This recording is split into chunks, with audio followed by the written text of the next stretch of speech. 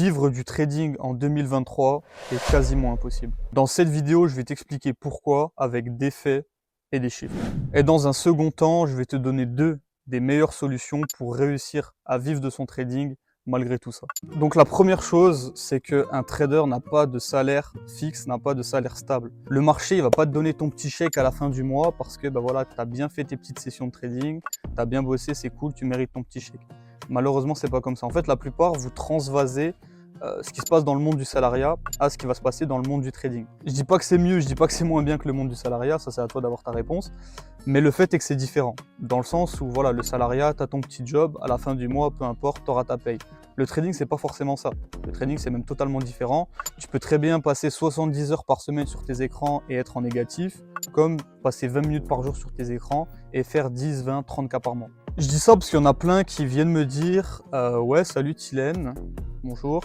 Ouais, j'aimerais bien avoir un compte à 100K en propre firme ou 200 ou 300K, peu importe. Et après, je fais mes 5% par mois. Et après, je suis tranquille, je suis bien. Et puis voilà. Donc ouais, mais en fait non. Parce qu'en fait, la réalité, c'est pas ça. Moi aussi, j'aimerais bien tous les mois faire mes X% tous les mois qui vendent, qu'il pleuve ou qu'il neige. Mais ça fonctionne pas du tout comme ça. Et je vais t'expliquer au contraire comment ça fonctionne. Déjà, ce qu'on observe, c'est qu'il y a un genre de Pareto qui va s'appliquer. Pareto, qu'est-ce que c'est? Je te mets une petite image à l'écran pour que tu comprennes, mais c'est même pas vraiment un Pareto, c'est plus un 70-30. Donc ce qu'on observe chez ces traders rentables, c'est que sur 12 mois de l'année, par exemple, sur une année civile, il y a 70% de leur résultat annuel qui va être effectué durant 30% seulement de l'année. Okay, c'est-à-dire que la plupart des mois, ils vont être flats, ils vont être peut-être 1%, 2%, moins 1, etc. Enfin bref, flat relativement à break-even.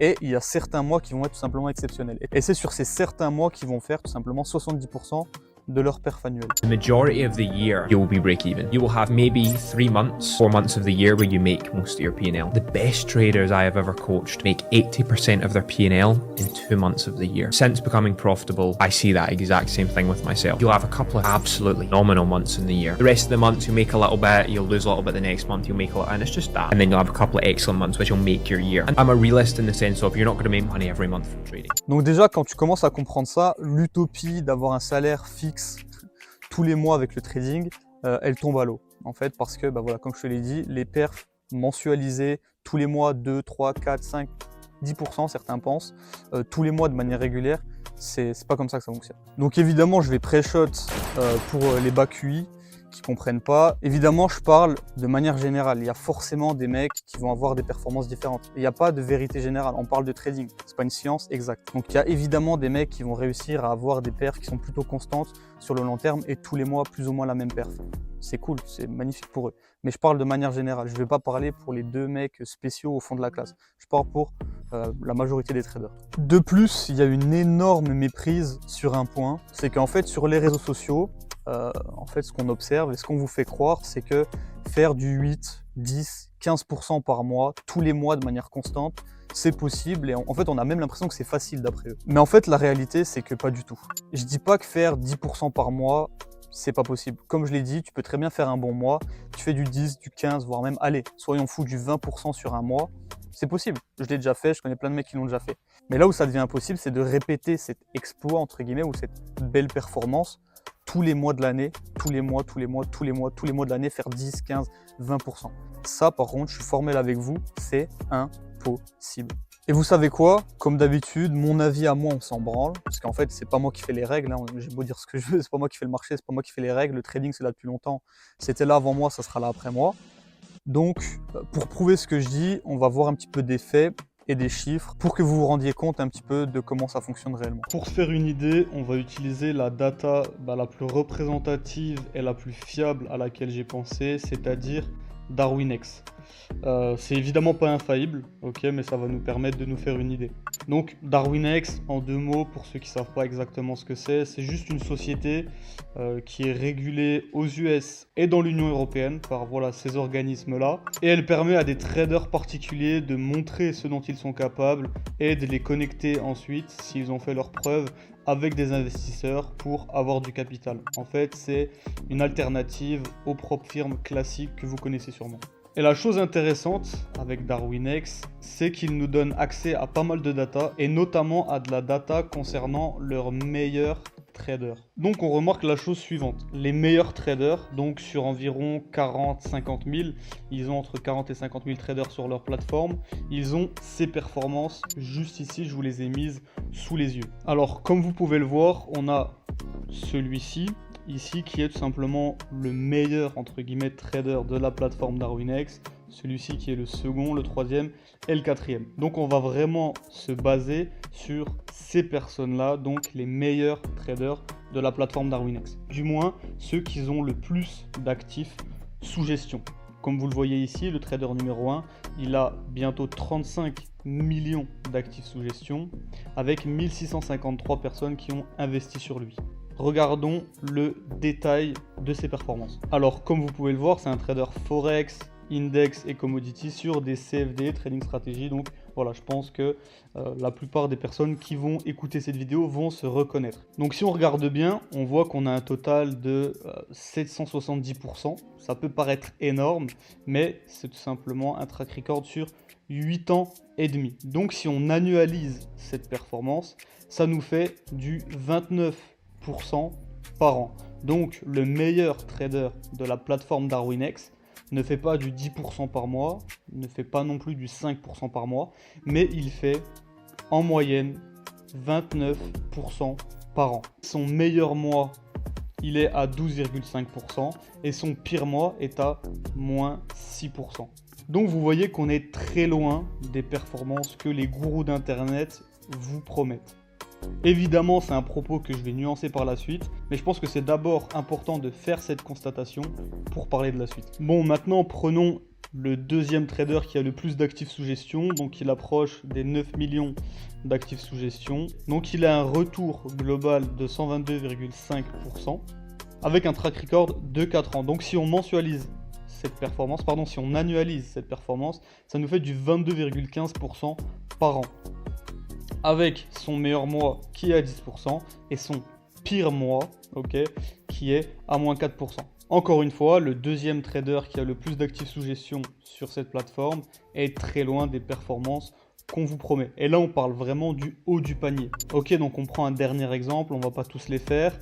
Il est sur un retour global de 162,38%. Si on annualise, ça fait environ du 15% par an sur 7 ans. Avec son best month à 11,66% et son pire mois à moins 8,78%.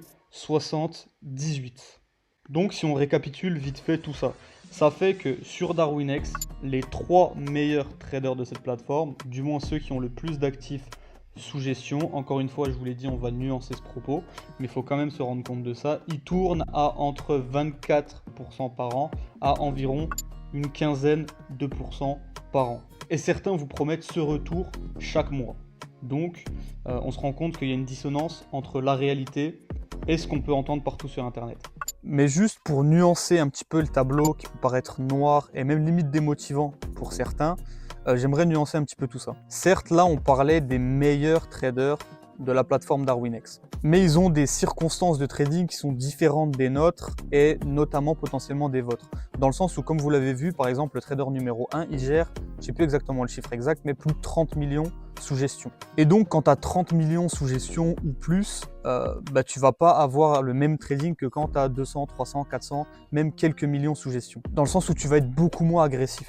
Je pense pas que le mec qui gère 34 millions, il envoie du 1% de risque comme ça m'étonnerait fortement. Alors qu'un mec qui gère du 200, 300, même 500, 600K en propre firme ou quoi, ça paraît beaucoup plus cohérent, même si certains le font pas évidemment, mais ça paraît beaucoup plus cohérent et réaliste d'envoyer par exemple du 1% de risque par trade. Donc déjà il y a ce point-là. Et le second point, c'est évidemment au niveau de la psychologie quand tu trades des capitaux qui sont extérieurs. Je suis bien placé pour le vivre, j'ai déjà tradé des capitaux tierces, des capitaux extérieurs. La psycho, c'est un autre monde en fait. C'est totalement un autre monde. Moi, j'en parlerai peut-être, je ferai une vidéo spéciale sur ça, mais quand tu es habitué comme moi à trader en caleçon dans ta chambre, en ayant plus ou moins aucune pression extérieure, ta seule pression c'est toi-même, tu es ton propre patron. Quand tu as des clients, quand tu as potentiellement une hiérarchie ou des gens à qui tu dois rendre des comptes, c'est totalement différent. Et je pense que, évidemment je ne veux pas parler à leur place, je ne connais pas les mecs qui sont top traders chez DarwinX, mais je pense qu'ils ont plus ou moins une expérience similaire. Donc oui, dans des conditions différentes, faire du 3, 8% par mois, on va parler de ce range-là, entre 3 et 8% par mois, de manière relativement constante, c'est possible. Je dis pas que c'est impossible, c'est possible. Mais en fait, faut pas banaliser ce genre de performance en fait. Si on écoute ce qui se passe sur les réseaux sociaux, faire 3% par mois, c'est une performance de merde. Mais en fait, ce dont vous vous rendez pas compte, c'est qu'un mec qui fait 5% par mois de manière constante, il fait partie des meilleurs traders du monde. Tout simplement. Donc voilà, je dis pas que c'est impossible et je dis pas qu'à abandonner si vous comptez pas faire ce genre de performance, etc. Je dis juste qu'il faut pas les banaliser. Et je fais aussi cette vidéo, surtout en fait même, pour un petit peu remettre les pieds des traders sur terre et bah voilà, leur montrer la réalité en fait, parce que vous êtes totalement dans un rêve. Mais donc ok, maintenant qu'on a ces deux infos, donc voilà, première info, un trader n'a pas de salaire fixe et chez 90% des traders, il va y avoir 70% de leur résultat annuel qui va être fait sur seulement 30% de l'année. Et deuxième info qui est que la plupart vous êtes totalement délus sur les gains que vous pouvez potentiellement faire en trading et vous pensez que faire du 10, 15, même 20% par mois de manière constante c'est réel. La réalité, comme on l'a vu, en est tout autre. Mais donc ok, c'est cool, maintenant qu'on a dit ça, on va essayer de trouver des solutions et je vais vous donner les deux solutions pour vivre de votre trading malgré tout ça. Donc la solution numéro 1, c'est d'avoir un gros capital. Je mets des guillemets à gros parce qu'évidemment tout est relatif. Mais si déjà tu as un capital qui est de plusieurs centaines de milliers d'euros, voire 1 million ou quelques millions. Je sais, ça peut paraître énorme, vous pouvez vous dire mais de quoi tu parles, c'est énorme. Non, la réalité en fait c'est que c'est des choses qui sont relativement atteignable, ok, personnellement je le fais, je connais des gens qui le font, évidemment c'est dur, ça demande du travail, etc. Mais c'est faisable, ok. Et donc bref, prenons l'exemple d'un gars qui gère un M, ok, il a 1 million chez différentes prop firms, on va parler de prop firms pour cet exemple, et pour que ça parle un petit peu à tout le monde, mais admettons le mec il a 1 million à gérer en prop firm. Et donc admettons sur ces 1 million, le gars il fait un bon mois, il fait un mois à 5%. Donc sur ce mois, on va oublier évidemment pour faciliter le calcul tout ce qui est profit split, etc. On va dire qu'il prend 100% de ce qu'il a fait.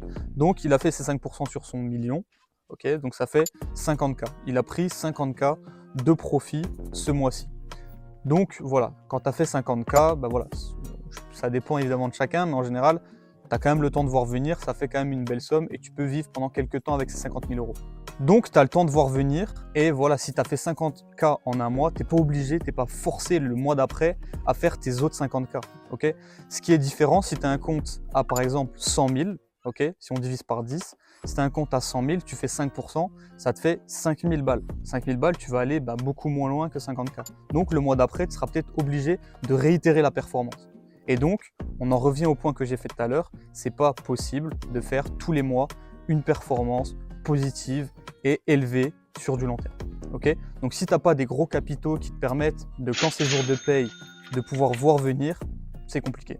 Et en plus, ça crée une spirale améliorative. Une question que j'aime bien poser aux gars qui tradent ou quoi.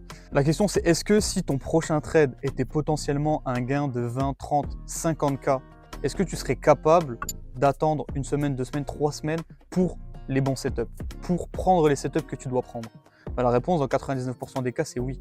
Okay, la plupart vous êtes dans l'overtrading, etc. parce que tout simplement vous avez soit des petits comptes, soit des challenges, etc. Et donc voilà, vous courez un petit peu après l'argent. En fait, vous déplacez le problème. Ce qu'il faut faire en général en trading, c'est pas essayer d'améliorer ses perfs à du 10, 15, 20% par mois, mais au contraire d'augmenter son capital. Donc vous restez sur des perfs qui sont réalistes et convenables et vous augmentez vos capitaux et donc vos revenus augmentent. Mais c'est pas en ayant toujours les mêmes capitaux et en essayant d'aller chercher des perfs toujours plus folles de mois en mois ou d'année en année que vous allez vraiment vivre de votre trading et augmenter vos performances. Vous déplacez le problème, c'est beaucoup plus simple. Et donc la deuxième solution que je vois à ça, c'est tout simplement, oh que c'est grave ce que je vais dire, oh que c'est grave ce que je vais dire, mais un trader normalement n'a pas le droit de dire ça, mais avoir d'autres sources de revenus en fait. Dans le sens où, il y a une stat que vous connaissez peut-être, mais c'est le millionnaire moyen, il a environ 7 sources de revenus.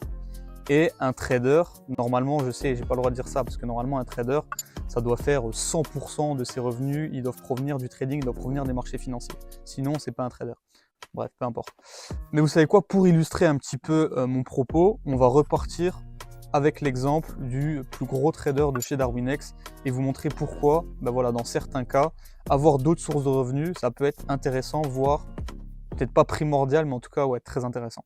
Donc on est de retour sur Darwinex et là on est tout simplement sur le récapitulatif année par année et même mois par mois de la performance de Ta, okay, qui est tout simplement le trader numéro 1 de la société Darwinex avec 34 millions sous gestion.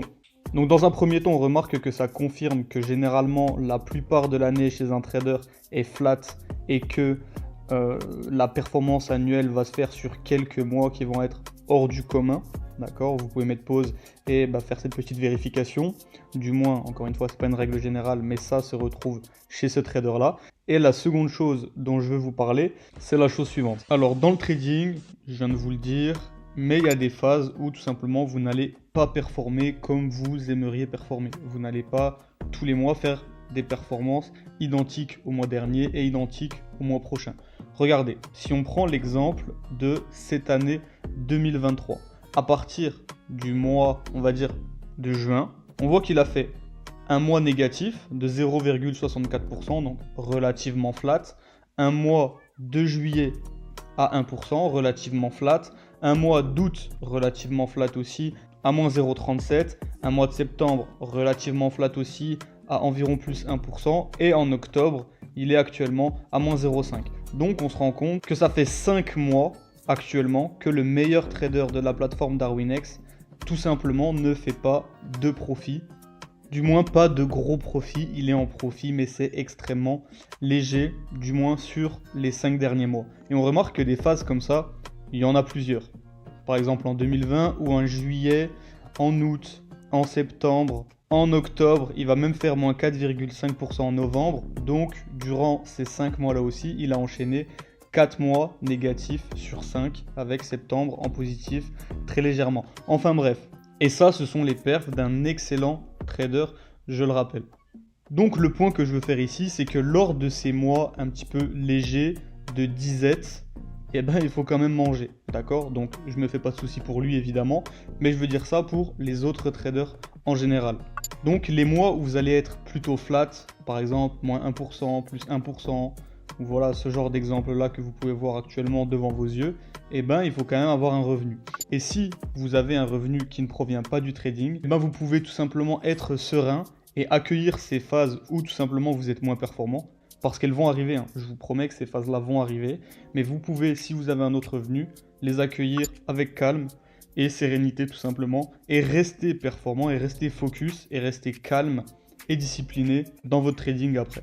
Bon voilà les gars, j'espère que cette vidéo vous aura plu. D'ailleurs, n'hésitez pas à la liker et à vous abonner, etc., etc. Vous connaissez la chanson. En fait, je fais cette vidéo parce que je vois beaucoup de gens qui pourraient faire des super perfs, des perfs largement suffisantes, mais en regardant sur les réseaux ou je ne sais où, ils se mettent à penser que leurs perfs, elles sont pas si bonnes que ça finalement et qu'ils peuvent faire beaucoup mieux. Donc en fait, ce qu'ils vont faire, c'est se mettre à courir derrière de plus grosses perfs, encore et encore et encore. C'est le genre de trader qui fait en moyenne 2 à 5% par mois et qui, en regardant sur les réseaux sociaux, se dit « Ah, mais finalement, je suis peut-être pas si bon que ça, faudrait peut-être que je change ci et ça, etc. » Parce qu'en fait, il y en a qui font du 10, 15, 20% par mois.